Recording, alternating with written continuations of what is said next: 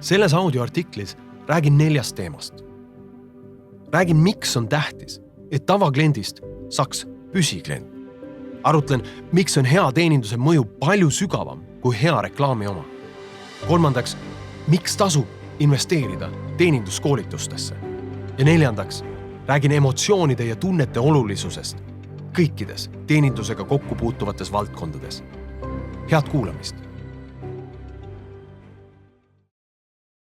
Mis sa arvad?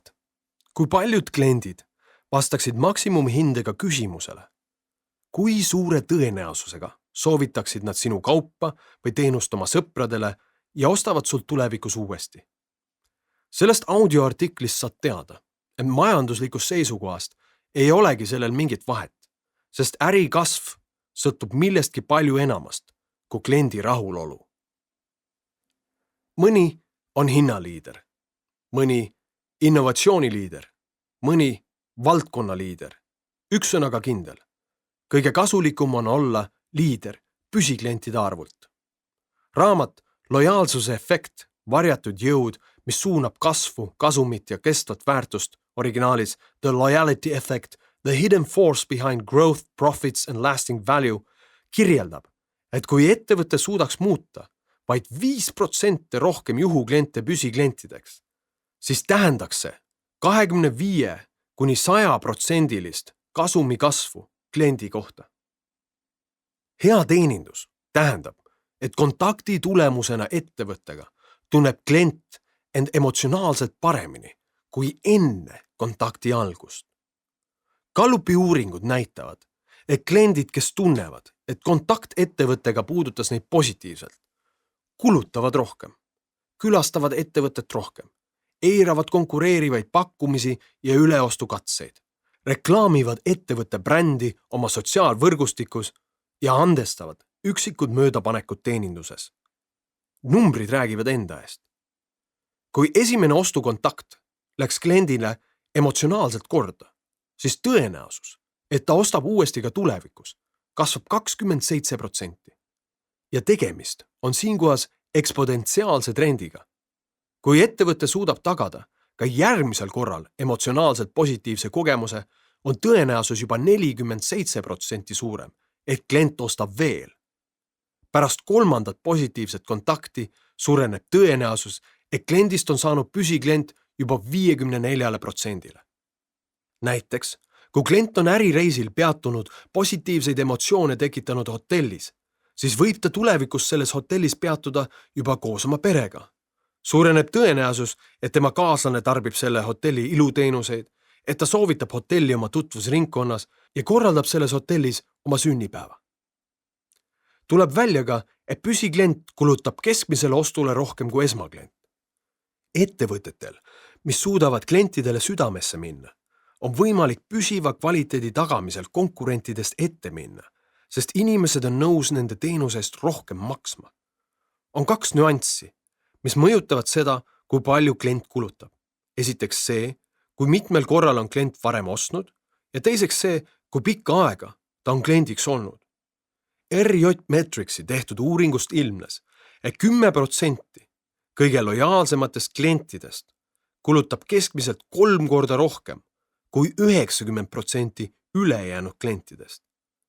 1% tippklientidest kulutab 5 korda rohkem kui 90% ülejäänud klientidest. Mida kauem on klient püsikliendi staatuses, seda suuremaks tema ostud lähevad. Ühes 3 maailma suurimast strateegilise konsultatsiooni ettevõttes nimega Bain & Company, mis tegutseb 34 riigis ja kus töötab enam kui 5700 inimest, läbi viidud uuring leidis otsese seose ka selle vahel, kui pikka aega on inimene olnud ettevõtte klient ja kui palju ta on valmis keskmiselt kulutama. Leiti, et jaekaubanduskliendid, kes on ettevõttest ostnud kauem kui 30 kuu jooksul, kulutavad keskmiselt 67% rohkem ostu kohta kui oma esmaostul. Kui minu vanaema veel elas, siis käis ta oma madalast sissetulekust hoolimata Nõmme turul oste tegemas, kuigi seal oli toit mõnevõrra kallim kui turu kõrval olevas toidupoes. Turul oli midagi, mis trumpas üle vanaema ratsionaalse vajaduse säästa ja pakkus midagi palju olulisemat, emotsionaalset vajadust oma lemmikmüüjatega suhelda. On leitud ka, et püsikliendid soovitavad kordades rohkem. Bain & Company leidis, et pärast esmaostu soovitab inimene teenuse või toote pakkujat keskmiselt 3,1 inimesele. Pärast 4 sisseostu 5 inimesele ja pärast 10 sisseostu kasvab soovituste arv hüppeliselt 50% ning klient soovitab müüjat 10 ja enamale inimesele. Seega, kui püsiklient ostab ja soovitab kordades rohkem kui juhuklient, siis on vähe asju, mis oleksid ärilisest seisukohast ettevõtte jaoks olulisemad kui juhuklientide muutmine püsiklientideks. Ja ometi ei juhtu see niisama mõtlemise tulemina, vaid see vajab konkreetset tegevusplaani, mille üks olulisemaid osi on erakordse klienditeeninduse pakkumine. Ei ole võimalik, et keegi oleks vabatahtlikult püsikliendiks ettevõttele, mille teenindusega ta rahul ei ole. 80% ettevõtetest kirjeldab end kui kõrgkvaliteedilise teenuse osutajat, kuid ainult 8% nende klientidest ütleb, et on saanud nendes ettevõtetes kõrgkvaliteedilist teenust. 2 tarbijat 5 väidab, et jättis halva teeninduse tõttu ostu sooritamata. Juhtimiskonsultant John H. Fleming kirjeldab raamatus Human Sigma, Managing the Employee Customer Encounter, kuidas ühe suure autorendi ettevõtte tegevjuht sulges pärast üht ettekannet märkmiku ja lausus ülejäänud juhtkonnale. Mul on väga kahju, härrased. Ma mõistan, mida te öelda tahate. Ma tõesti teen seda. Kuid tõde on, et kui ma saaksin elimineerida iga viimsegi inimliku kokkupuutepunkti kliendiga, siis ma teeksin seda. Miks? Sest iga kontakt meie töötajaga on järjekordne võimalus midagi ära rikkuda. Online broneeringud ja iseteenindusaparaadid on lihtsalt kordades efektiivsemad ja kulusäästlikumad. Nad tulevad alati tööle, ei kurda kunagi, neil ei ole iialgi halb tuju ja nad ei tee kunagi vigu. Ma ootan päeva, mil ainus inimene, keda klient näeb, on tüüp meie turvaväravas, kui ta platsilt autoga minema sõidab. Ja isegi tema, üks inimene, on liiga palju. Mina Alar, aga isiklikult ütlen, et hea teenindus on võimsam kui ükskõik milline reklaam, sest kui reklaam ütleb, osta meilt, me oleme parimad, siis hea teeninduse puhul ütlevad seda kliendid. Enamikes organisatsioonides mõistetakse, et hea teenindus on miski, millest ei saa mööda vaadata. Eesti inimesed reisivad rohkem kui kunagi varem ja on tõenäoline, et nad puutuvad seetõttu kokku tõeliselt hea teenindusega kõikides sektorites. Iga kord, kui inimene kogeb teenindust, mis ületab tema senise kogemuse, saab sellest tema jaoks selle sektori uus ootuspärane standard. Starbucks, mille numbrilist lugu võib pidada üheks kõikide aegade muljet avaldavaimaks edulooks äris, näiteks kui sul oleks olnud 92. aastal $10,000, et paigutada see Starbucksi aktsiasse, siis aastaks 2002 ehk 10 aastat hiljem oleks selle raha väärtus olnud $650,000 ehk tootlus oleks enam kui 6500%. On loonud kõik vajaliku selleks, et kontaktid kliendiga tooksid kliendi tagasi. Kusjuures keskmine külastaja käib Starbucksis 18 korda kuus. Starbucksi vundamendi üks komponente ongi iga töötaja selge mõistmine, mis äris nad tegutsevad. Starbucks ütleb töötajatele väga selgelt, me ei ole kohviäris, me oleme inimeste äris. Inglise keeles, we are not in the coffee business serving people, but in the people business serving coffee. Kokkuvõttes kõik, kes sõltuvad kliendi soovitustest ja püsiklientidest, on inimeste äris. Inimeste äri on aga emotsioonide äri. Seetõttu ei olegi kliendi positiivne emotsioon miski, mille juhuslikkusele saab loota, vaid miski, mida tuleb süsteemselt toota. Ettevõte, kes seda loogikat täielikult mõistab ja on selle oma äriedu vankri ette rakendanud, on $700 miljonit aastakäibega USA jaekaubandusettevõte The Container Store, mis on valitud Fortune 100 parimaks tööandjaks juba 19 aastat järjest. Kuna ka Container Store'i juhtkond mõistab, et nad ei ole lihtsalt pakkelahenduste äris, vaid emotsioonide äris, siis investeerib ettevõtte uue teenindaja koolitusse esimesel aastal 263 tundi. Samal ajal, kui konkurendid investeerivad 7 tundi. Pole ka ime, et ettevõte on olnud valdkonna esinumber juba 40 aastat. Nüüd on lihtsalt küsimus, kas ettevõte investeerib koolitusse nii palju, sest ta on valdkonna parim, või ta on parim seetõttu, et ta investeerib koolitusse. Äriedu sõltub konkurentsi olemasolul emotsioonist, mida kontaktettevõttega loob. Ei ole äri, mille puhul see nii ei oleks. Seni, kuni inimene osaleb ostuprotsessis, on emotsioonid olulised kõikide äride jaoks. Toon hiljutise näite. Minu ülesanne oli rentida sõbra poissmeeste õhtuks limusiin. Kokku leidsin Google'i vahendusel 4 pakkujat. Esimesele numbrile helistades öeldi suhteliselt resoluutsel häälel, et ei ole aega rääkida ja öeldi, et paneksin oma soovid kodulehel olevasse kontaktivormi. Kõneleja hääl tekitas minus emotsiooni, mis väljendus järgmise numbri valimises ja soovis mitte kunagi esimesel kodulehel ühtegi vormi täita. Kui turul on 4 pakkujat ja hinnad on samad, siis nii nagu enamik inimesi, teen ka mina lõppotsuse kontakti tulemusena tekkinud emotsiooni järgi. Valin selle, kellega suhtlus tekitab minus parima, see tähendab kõige mõistetuma ja hoolituma tunde. New Yorgi ülikooli neuroteadlane Joseph Ledoux on tõestanud, et emotsioonid mõjutavad meie mõtlemist palju enam kui ratsionaalne mõtlemine emotsioone. Närvikanaleid, mille kaudu liigub info aju emotsionaalsetest keskustest kognitiivsesse keskusesse, on oluliselt laiemad ja kiirema infoliiklusega kui kognitiivsest keskusest emotsionaalsetesse keskustesse liikuvad kanalid.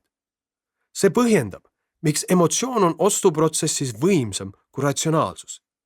Igaüks on olnud olukorras, kus ta ei planeerinud midagi osta, kuid ostukeskuse muusikavalik, valgus, lõhn, koridoride avarus ja selle kõige abil tekkiv emotsioon lõi vastupandamatu soovi midagi justkui niisama vaadata, proovida, katsuda ja lõpuks ka osta. Plaan oli minna vaid toidupoodi, kuid tagasi tulime mingi tehnilise vidina, raamatu, riideeseme või pensionisambaga. Ma ju tean, et praegu ei ole õige hetk kulutamiseks, kuid see asi ju ometi nii meeldib mulle. Loogika võib öelda, et praegu on vaja koguda ja säästa, kuid ostukeskuses tekib tunne, justkui täielikult vaigistab selle hääle ja paneb inimese, kes on juba võlgades, võtma oma emotsiooni rahuldamiseks uut SMS-laenu. Olen praegu seoses kodu ehitamisega pidanud veetma palju aega ehituspoodides ning jälle pärast korduvat pettumist enamikes suurkettides. Põhjuseks teenindajate soovimatus inimesi teenindada, olen valinud poe, mille hinnad võivad olla küll kallimad. Ma ei ole seda teadlikult vaadanud, kuid kus ma tunnen, et mina kliendina olen partner ja see, et ma leiaksin parima lahenduse, on ka tegelikult personali huvi. Seega olen mõistnud, et iga kell võib luua veel ühe täpselt sama teenust toodet pakkuva äri ja võita konkurente puhtalt sellega, et teenindus on parem kui teistel. Loomulikult eeldusel, et teenus või toode ise ei jää kuidagi alla. Kui Simon Cooper alustas 2001. aastal oma karjääri luksushotelli Ritz-Carlton tegevjuhina, oli mehe ülesanne viia maailma ühe hinnatuma hotellibrändi kliendi rahulolu, mis oli juba 98%, veelgi kõrgemale. Nurgakivi, millele Cooper hakkas uut strateegiat ehitama, oli tõdemus, et mitte ükski klient ei pidanud Ritz-Carltonis ööbima. Maailmas on veel tuhandeid hotelle, millest enamik on vähemalt 2 korda madalama hinnaga. Kuid ometi tulid kliendid Ritz-Carltonisse tagasi. Miks? Uurides kliendi käitumist, sai Cooperile õige pea selgeks, et 90% kliendi otsustest olid oma olemuselt emotsionaalsed ja seotud kliendi teenindusega. Cooperi juhtimisfilosoofiaks sai idee, et enamik kliente ei mäleta, mis värvi oli nende hotelli too vaip, kuid neile jääb meelde tunne, mis neile hotelli külastades tekkis.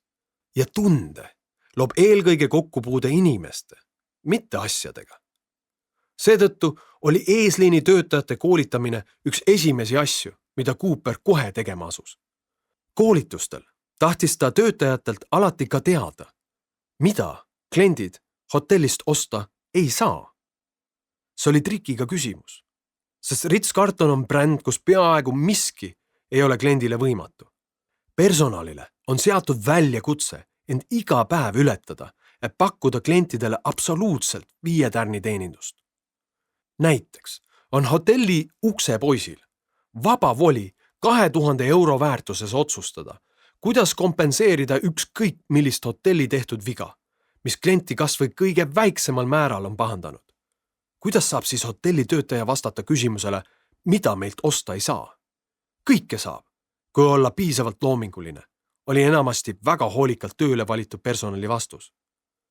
Kuid mida Cooper sihtis, oli see, et iga hotelli töötaja une pealt mõistaks, et maailmas, kus klientidel on valik, kelle poolt oma rahaga hääletada, loevad asjad, mida raha eest osta ei saa. Soojus, hoolivus ja tähelepanu. Nii lihtne ja ometi nii raske. Vahel on selle mõtte edasiandmiseks vaja koolitaja abi. Emotsiooni jõud. Olen Saaremaa püsiklient. Ainuüksi selle saare feelingu pärast. Lähen sinna igal aastal tagasi juba viimased 30 aastat. Olen oma elukaaslase püsiklient. Tema hellus on mind puudutanud ja loodan seda temaga jagada elu lõpuni. Olen oma sõprade püsiklient. Armastan nendega jagatavat eedust ja tahan neid ikka jälle kohata. Ratsionaalne püsiklient jätab oma andmed ainult selleks, et saada järgmisel ostukorral 5% soodustust. Kuid oma sõbra, elukaaslase ega Saaremaa püsiklient ei ole ma selle pärast, et mu naine annaks mulle korduvostude pealt alla hindlust või sõbraga kohtudes koguksin ma boonuspunkte. Ei, olen nende brändide püsiklient, sest mul on nendega emotsionaalne side. Need brändid annavad mu elule midagi juurde. Ma defineerin enda olemasolu nende kaudu ja soovin oma vabast tahtest nendesse panustada. Ma olen oma lemmikrežissööri, oma lemmikartisti, oma lemmikrestorani ja mõne tehnoloogiaettevõtte püsiklient. Kuid kuidas minust saab emotsionaalne püsiklient? Miks olen ma mõnest kohast, inimesest, tootest ja teenusest niivõrd vaimustuses, et isegi kui ma mingit soodustust ei saa, ostan ma ikka ja jälle uuesti ja olen enamasti valmis maksma rohkem kui konkurentidele? Vastus peitub selles, et peale ratsionaalsete vajaduste on minus ka emotsionaalsed vajadused. Ma ei vaja ainult toitu, riideid, liikumisvahendeid, voodit ja abikaasat, vaid ma vajan naudingut, põnevust, vaimustust, uudsust, mugavust, õdusust, turvalisust, seiklust, intellektuaalsust, loovust, loomingulisust, innovaatilisust, traditsioonilisust, müstilisust, õrnust, ilu, väärikust, kindlust, uhkust, kirge ja lõputul hulgalt teisi emotsionaalseid kogemusi. See, mis pakub minule neid emotsioone, erineb sellest, mis pakub sarnaseid emotsioone kellelegi teisele. Kuid võib öelda, et inimene ei olegi tihti ühegi brändi püsiklient, vaid ta on brändide loodud emotsiooni püsiklient. Lihtne näide on muusika. Kui mulle meeldib ühe artisti muusika, siis tegelikult meeldib mulle tunne, mida see muusika minust tekitab.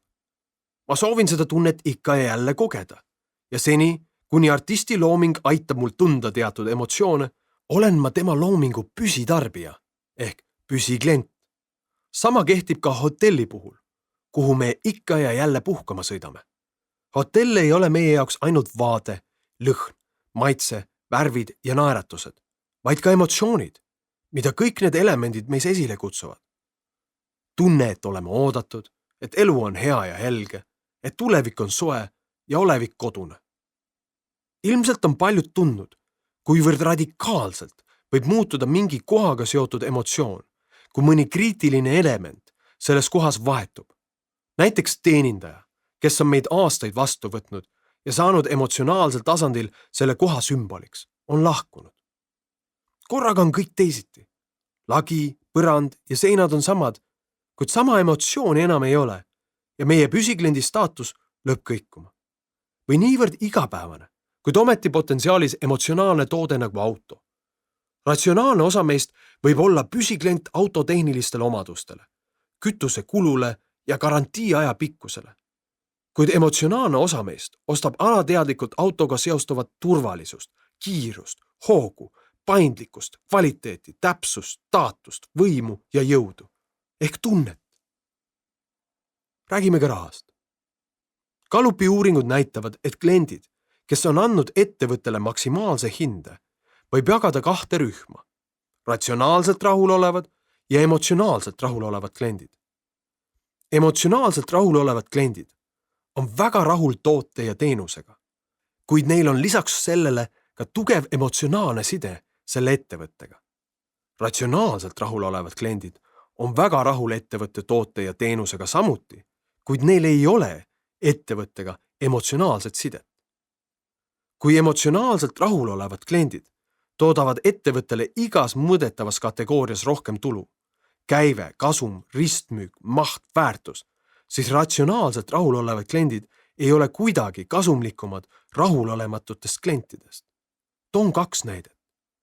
Kui Gallup uuris ühte suurt USA panka, siis emotsionaalselt pühendunud kliendid lõpetasid 6 kuu jooksul kliendi suhte 37% väiksema tõenäosusega kui ratsionaalselt rahulolevad kliendid. Seevastu, rahulolematute klientide käitumine ei erinenud kuidagi ratsionaalselt rahulolevate klientide käitumisest.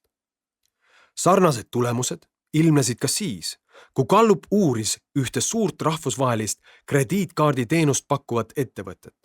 6 kuu vältel kasutasid emotsionaalselt rahulolevad kliendid kaarti keskmiselt 3,1 korda ja kulutasid $251 kuus. Ratsionaalselt rahulolevad kliendid kulutasid keskmiselt sellest summast vaid poole ehk $131 kuus ja kasutasid sama perioodi vältel kaarti vähem 2,5 korda kuus. Taaskord oli rahulolematute klientide käitumine peaaegu identne ratsionaalselt rahulolevate klientide omaga. Nad kulutasid samuti kuus keskmiselt $131 ja kasutasid kaarti keskmiselt 2,2 korda. Emotsionaalselt rahulolevate klientide kulutuste suurus tõusis 12 kuu vältel 67%, samal ajal kui ratsionaalselt rahulolevate klientide kulutused suurenesid vaid 8%. Oluline ongi teada, et nii-öelda kuulsast soovitusindeksist üksi ei piisa. Kuna sarnane muster kordus 24 ärisektori üleselt, jõudsid Gallupi uurijad järelduseni, et kliendi rahulolust üksi ei piisa. Majanduslik tulu, mida juhid otsivad, ei seisne kliendi rahulolus.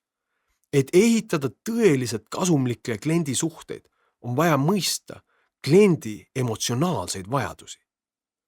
Kliendid tahavad rohkem kui tehinguid. Nad soovivad suhet. Ratsionaalselt rahulolev klient annab maksimumhinde järgmisele 3 küsimusele. Esiteks, üleüldiselt kuivõrd rahul oled ettevõtte pakutud teenuse ja tootega. Teiseks, kui suure tõenäosusega ostaksid meilt ka tulevikus. Kolmandaks, kui suure tõenäosusega soovitaksid meid oma sõbrale. Kas paned tähele, et just need on küsimused, millele väga suur hulk Eesti ettevõtteid on oma klienditeenindusstrateegia rajanud, teadmata, et need küsimused ei oma mitte mingisugust seost ettevõtte majandustulemuste ennustamisel. Isegi kui kliendid vastaksid neile küsimustele madalaima võimaliku hindega, teeniks ettevõtte ikka sama palju. Nende küsimuste võlu peitub nende lihtsuses, kuid siin ka kogu nende kasu piirdub. Need on võluvad, aga kasutud küsimused. Neid võib muidugi ka edaspidi küsida, kuid kui ettevõtte huvi on kasv, siis nendest küsimustest saadavast infost lihtsalt ei piisa. Vaja on mõõta hoopis kliendi emotsioone. Gallupi uuringud miljonite klientide seas rohkem kui 24 ärivaldkonnas näitavad, et kliendi ratsionaalne ja emotsionaalne rahulolu on kaks erinevat nähtust. Gallup nimetab kliendi ja ettevõtte vahelist emotsionaalset suhet kliendi pühendumuseks, inglise keeles originaalis client engagement. Emotsionaalne pühendumus nõuab oluliselt suuremat tööd kui ratsionaalse rahulolu tagamine. Gallupi andmebaasile tuginedes ütlevad ligi pooled küsitletud klientidest, et nad on rahul mingi konkreetse brändiga, kuid ainult 38% ütleb, et nad on brändi suhtes emotsionaalselt pühendunud. Sellesama audioartikli juurde kuuluvas kodulehel olevas artiklis on võimalik sul näha ühte tabelit, mis koosneb justkui 4 erinevast kvadrandist, mille ma praegu loen sulle ette ja siis proovi visuaalselt seda endale ette kujutada. Ettevõtte suhe kliendiga sobitub alati ühte kvadranti 4. Madal ratsionaalne rahulolu ja madal emotsionaalne pühendumus. Ehk see on siis justkui hukule määratud kliendi suhe. Siis on kõrge ratsionaalne rahulolu, kuid madal emotsionaalne pühendumus. On siis mugavusele rajatud suhe. Siis on variant, kus on madal ratsionaalne rahulolu, aga kõrge emotsionaalne pühendumus. See on siis vaimustusest sõltuv suhe. Ja siis on 4. versioon on kõrge ratsionaalne rahulolu ja kõrge emotsionaalne pühendumus. Ehk siis nii-öelda terviklik suhe. Loomulikult ei taha ükski organisatsioon olla esimeses kvadrandis ja 4. tahaksid olla kõik. Tegelikkuses toimib enamik organisatsioone 2 keskmises kvadrandis ja selles ei ole midagi halba eeldusel, et just see ongi see, mida ettevõtte juhtkond taotleb. Veel kord, et saada visuaalne kuvand sellest, mida ma just kirjeldasin, soovitan väga minna minu kodulehele ja otsida sama pealkirjaga artikkel. Aga vaatame nüüd neid kvadrantide lähemalt. Esimene kvadrant. Madal ratsionaalne rahulolu, madal emotsionaalne pühendumus ehk hukule määratud suhe. Selles kvadrandis on mitmed ettevõtte toote või teenusega seotud tahud. Funktsionaalsus, hind, mugavus, kiirus, oluliselt keskpärasemad kui see, mida konkurendid pakuvad. Kui ettevõtte kiirelt midagi ei muuda, on tegemist hääbuva ettevõtmisega. Teine kvadrant. Kõrge ratsionaalne rahulolu, madal emotsionaalne pühendumus ehk siis mugavusele rajatud suhe. Selles kvadrandis teevad kliendiks olemise atraktiivseks eelkõige ratsionaalsed aspektid, nagu hind või toote teenuse funktsionaalsusega seotud eripärad. Emotsionaalne side ettevõttega aga puudub. Kui pakkumine on kliendi meelest väiksema väärtusega kui konkurendi oma, on tehing automaatselt ohus. Enamasti kuuluvad siia kategooriasse suurt turuosa omavad ettevõtted, mille konkurentsieelis peitub mahus, toote valikus, hinnastuses ja müügisüsteemis, näiteks suured jaemüüjad ja kiirtoiduketid. 3. kvadrant. Madal ratsionaalne rahulolu, kõrge emotsionaalne pühendumus, vaimustusest sõltuv suhe. Selle kategooria ettevõtted on tuntud oma tugeva emotsionaalse suhte poolest klientidega, kuid nad jäävad tihti alla aktsepteeritava standardist selles osas, mis puudutab toote ja teenusega seotud kvaliteeti. Kliendid on nende ettevõtetega seotud täielikult emotsionaalsetel, mitte ratsionaalsetel põhjustel. Sellesse kategooriasse kuuluvad väga edukad, kalli hinnaklassi hotellid ja samas ka soodsad kodumajutused, kus külalisi tervitab omanik ise. 4. kvadrant. Kõrge ratsionaalne rahulolu, kõrge emotsionaalne pühendumus, terviklik suhe. Selle kategooria juhid mõistavad, et lihtsalt ratsionaalsetele vajadustele ehitatud konkurentsieelis ei võimalda absoluutset turu hõivamist. Ettevõtted peavad pakkuma ka meeldejäävat ja tähendusrikast emotsionaalset sidet, mille aluseks on inimkontakt ehk kombo suurepärasest tootest ja suurepärasest teenindusest. Restoran Rataskaevu 16 on selle kategooria musternäide. Kokkuvõtteks. Miski ei aita äriedule rohkem kaasa kui klientide emotsionaalne suhe ettevõttega. Agressiivne reklaam, allahindlused, kampaaniamüük ja lojaalsusprogrammid võivad küll tuua kliendi ukseni, kuid nad ei loo sellist suhet, mis muutuks pikaaegseks kasumiks ja lojaalsuseks. Kõik teenust pakkuvad organisatsioonid peavad mõistma, et nad tegutsevad enne kõike inimeste äris. Ja see sõnum peab koolituste kaudu jõudma iga viimsegi ettevõtet esindava töötajani. Maailma tippteenindusorganisatsioonid investeerivad selle arusaama edasiviimiseks kordades rohkem tunde ja raha, kui nende konkurendid seda teevad. Võrdse teenuse, hinna ja kvaliteedi puhul valib klient alati teenuse pakkuja, kes tekitab temast kõige mõistetuma ja hoolituma tunde. Kui sind kogu see teema ja minu lähenemine ettevõtte kuvandile huvitama hakkas ning soovid koostöös rohkem sügavuti minna, siis julgustan kaaluma organisatsioonisisest koolitust teenindajast talendiks, meeskonnale või tugevustele tuginev juhtimine koolitust juhtkonnale. Mõlema koolituse eesmärk on organisatsioon, mida ostavad nii kliendid kui ka töötajad. Soovitan sul kuulata ka selle audioartikli järgmist osa, mis kannab nime Rahulolev klient ja püsivad kliendi suhted, mis keskendub võtmeemotsioonidele, mida püsikliendid oma lemmikbrändidega seostavad ja personali olulisusele kliendi emotsioonide mõjutamisel. Ma loodan siiralt, et selle audioartikli kuulamine oli sinu jaoks väärtuslik aeg. Ja kui see nii oli, siis kutsun sind ka kuulama minu täispikka audioraamatut Ratsionaalne emotsionaalsus, tugevad tulemused pehmetest tegudest, mille info ja lingi leiad minu kodulehelt alarojastu.com.